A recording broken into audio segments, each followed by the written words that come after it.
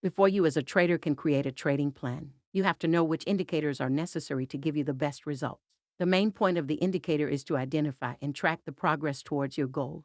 However, there are two different types of indicators, leading and lagging. We are going to discuss the insights for these tracking metrics. 5, 4, 3, 2, 1. Let's invest. Type 1, leading indicator. Leading indicators are considered technical indicators that give early signs of results. They're about predicting the future, the changes before the economy starts to follow a particular pattern or trend.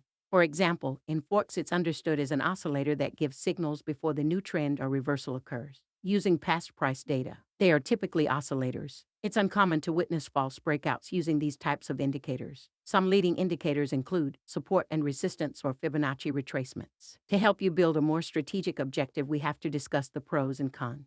These indicators can be an advantage in providing favorable entry points for any possible move and help you enter more higher probability trades because they identify key levels. However, there can be some disadvantages, such as forecasted price action is not guaranteed. You will need to apply the knowledge you learned about these indicators. Then, backtest it. Type 2, lagging indicator. Lagging indicators are tools to analyze what has already happened, implying that they lag behind the market. Trading signals can come after the event has already occurred, which could cause you to enter a trade fairly late.